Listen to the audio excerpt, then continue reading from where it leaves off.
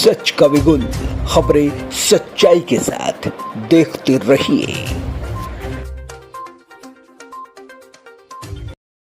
हम खत्म हो जाए, हम गायब हो जाए, हमारी नुमाइंदगी खत्म हो जाए, लेकिन सेक्युलरिज्म का बोझ जो है वो तमाम हमारे लोगों के ऊपर है। नहीं, इम्तियाज जलील तो जातिवादी है, कट्टरवाद है इम्तियाज जलील। हमको तो सेक्युलर लोगों को भेजना है। इसी चक्कर के अंदर पिछले कितने सालों से हमने अपनी नुमाइंदगी खत्म कर दी है। हमको टिकट ही नहीं दिया जाता। जब महाराष्ट्र से वो तमाम सेक्युलर पार्टियों की जिम्मेदारी नहीं है कि एक टिकट, दो टिकट, तीन टिकट दे और सिर्फ टिकट ना दे। पिछले 75 सालों से हम तुमको चुना कर ला रहे हैं, तुम टिकट भी देना और चुना कर लाने की जिम्मेदारी भी तुमने उठाना चाहिए, तुमने उठानी चाहिए। वरना हमको सेक्युलरिज्म को जिंदा रखना है तो कहां से मिलेगा टिकट? दोस्तों, रहमान साहब, आपका जब इस्तेमाल किया जा रहा था, तमाम लोगों ने यह ख्वाहिश जाहिर की थी कि आप दोबारा पुलिस फोर्स के अंदर आना चाहिए। हमारे गिनती के एक तो हमारे IAS IPS ऑफिसर्स बनते नहीं हैं, हम पढ़ाई में भी नहीं है, हमारा परसेंटेज एडमिनिस्ट्रेटिव सर्विसेज के अंदर भी घटता जा रहा है। और जब अच्छे ऑफिसर्स ऐसे हैं तो रहमान साहब ने कहा कि नहीं, मैं छोड़कर जा रहा हूँ। रहमान साहब, ये पूरी आवाम की तरफ से, मुंबई के और महाराष्ट्र के मुसलमानों की तरफ से हम आपको एक बात कहना चाहते हैं। If you want to change the system, you have to be a part of that system.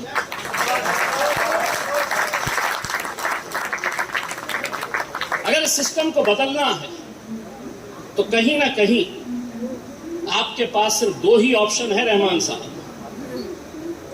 आप किताबें लिखते रहिए, ऐसे प्रोग्राम्स हम लेते रहेंगे, लेकिन उस वर्दी को पहनने का जो रोब है वो हर एक को नसीब नहीं होता, वो हर एक को नसीब नहीं होता है। हम आपको जब नहीं जानते थे, हम आपको जब पहचानते नहीं थे, आपको उस वर्दी के अंदर देखकर हमारा भी सीना चौड़ा होता था कि हमारा एक भाई IPS ऑफिसर बना गया। और अगर आपने तय कर लिया है कि मैं दोबारा इस सिस्टम में नहीं आऊंगा, तो चलिए पार्लियामेंट चलते हैं।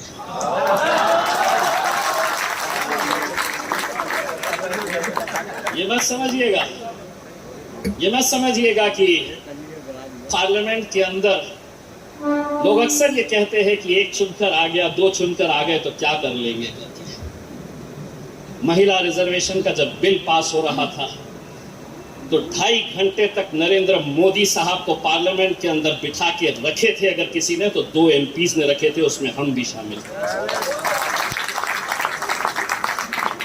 ये नहीं था कि हम मुस्लिम रिजर्वेशन के खिलाफ थे, महिला रिजर्वेशन के खिलाफ थे, सॉरी, हम उसका विरोध नहीं किए, लेकिन हम उस दिन एक पैगाम देना चाह रहे थे कि जिसकी जितनी आबादी, अगर उसकी हिस्सेदारी अगर चाहते हैं, मोदी जी का वो चेहरा मेरे आंखों के सामने आता है। आप लोग भी तसव्वुर करिए, जब ट्रिपल तलाक का बिल लाया जा रहा था तो कैसे अंदाज में वो कह रहे थे कि मुझे मेरी मुस्लिम बच्चियों के साथ इंसाफ करना है।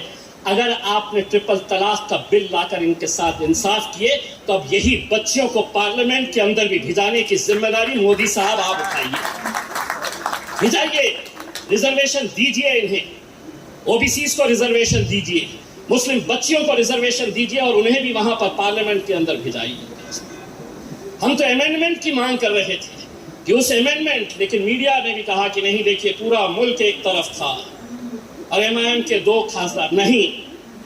अगर वहां पे भी जाके अगर हम खामोश बैठेंगे, अगर वहां पे भी हम अगर मुखालिफत नहीं करेंगे जो सच्चाई है, इसीलिए मायने नहीं रखता आज 2 है, रहमान साहब जैसे अगर और 2-4 अगर आ गए तो अल्हम्दुलिल्लाह 300 के ऊपर कभी भी भारी पड़ जाएंगे, आप बेफिक्र रहिएगा। हुसैन दलवाई साहब, बोलिए पार्टी को दोबारा भिजाए राज्यसभा में, दोबारा आपको भिजाना चाहिए। इतने सीजन पॉलिटिशियंस यहाँ पर मौजूद है, अगर उनको नहीं करेंगे। दूसरा ये है कि उस दिन हमने पार्लियामेंट के अंदर जब मुस्लिम महिला वुमेन्स रिजर्वेशन का बिल आ रहा था, पार्लियामेंट की नई बिल्डिंग का इनॉग्रेशन हो रहा था। एक अहंकार की निशानी वो बिल्डिंग का जब इनॉग्रेशन हो रहा था, तो इस इनॉग्रेशन के मौके के ऊपर इस मुल्क की राष्ट्रपति मुर्मू जी को नहीं बुलाया गया था। एक ट्राइबल महिला है, एक आदिवासी महिला है, जिसको तुमने उस ओहदे के ऊपर बिठा दिया। जिस नई पार्लियामेंट बिल्डिंग का इनॉग्रेशन हो रहा था, उससे चंद मीटर की दूरी के ऊपर ही उनका ऑफिस और उनका मकान है, लेकिन उन्हें बुलाया नहीं गया। लेकिन उस दिन बुलाया किसे गया?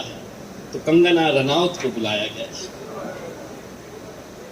और आज आप लिख कर ले लीजिएगा, ये जो रिजर्वेशन आ रहा है, हमारी बच्चियों को नहीं, 2024 में कंगना रनौत आएगी, वहां पर रिजर्वेशन उनके लिए लाया जा रहा है। आज हम अलग अलग राजनीतिक पार्टियों से ताल्लुक रखते हैं, लेकिन मकसद सबका एक ही है।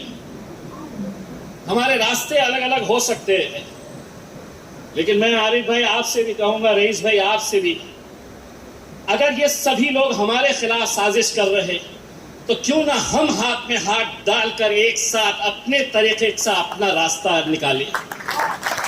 क्यों नहीं हम ये तय करें कि हम अलग अलग राजनीतिक पार्टियों से ताल्लुक रखते हैं, लेकिन क्या होगा? मैं आरिफ भाई के खिलाफ लड़ूंगा तो आरिफ भाई हारेंगे या मैं हारूंगा?